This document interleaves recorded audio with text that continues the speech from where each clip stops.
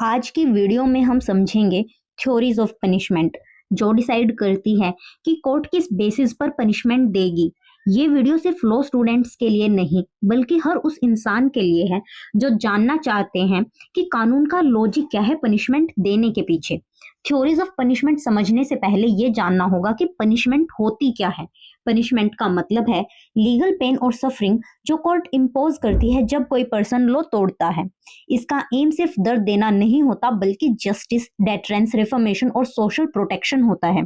Punishment 5 type की होती है: retributive punishment, deterrent punishment, preventive punishment, reformative punishment और कंपनसेटरी पनिशमेंट।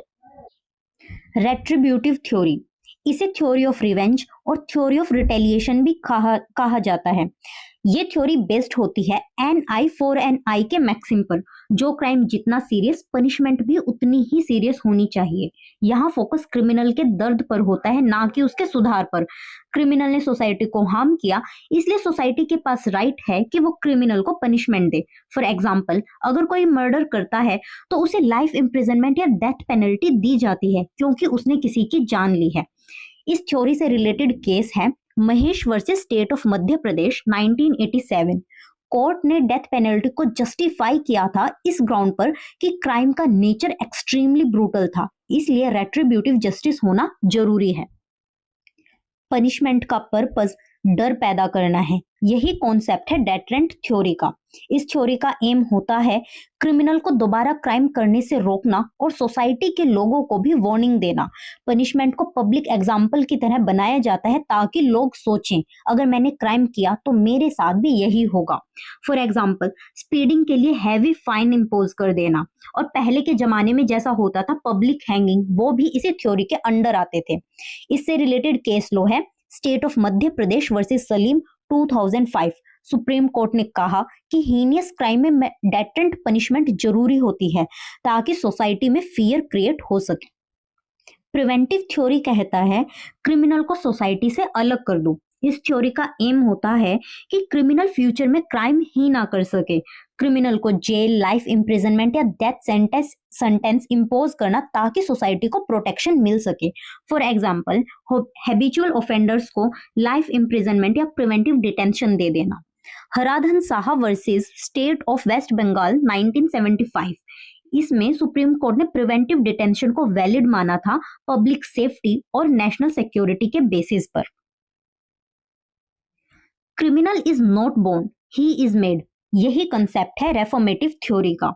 इस थ्योरी के अकॉर्डिंग क्रिमिनल को सुधारना चाहिए, ना कि पनिशमेंट देनी चाहिए। सुधारने से यहाँ मतलब है उसको एजुकेशन देने का, स्पेशल ट्रीटमेंट देने का, काउंसलिंग प्रोवाइड करना, वोकेशनल ट्रेनिंग और ओपन प्रिजन्स देना। For example, juvenile justice system, probation system. Mohammed Giasuddin versus state of Andhra Pradesh 1977। इसमें सुप्रीम कोर्ट ने कहा पनिशमेंट का एम क्रिमिनल को डिस्ट्रॉय करना नहीं बल्कि रिफॉर्म करना होना चाहिए, क्योंकि इससे ह्यूमैनिटेरियन अप्रोच होगी और दूसरा, रिपीट क्राइम कम हो जाएंगे। Compensatory theory of punishment, victim को कंपनसिएट करना भी जस्टिस है। यहाँ पनिशमेंट का फोकस विक्टिम पर होता है, क्रिमिनल पर नहीं। कोर्ट क्रिमिनल को ऑर्डर करती है कि वो विक्टिम को monetary compensation they. For example, motor accident cases, domestic violence cases. Hari Singh versus Sukhbir Singh 1988। Supreme court ने एम्फेसाइज किया कि विक्टिम कंपनसेशन क्रिमिनल जस्टिस का इंपॉर्टेंट पार्ट है। इंडियन जुडिशरी एक ही थ्योरी फॉलो नहीं करती बल्कि बैलेंस्ड अप्रोच अडॉप्ट करती है।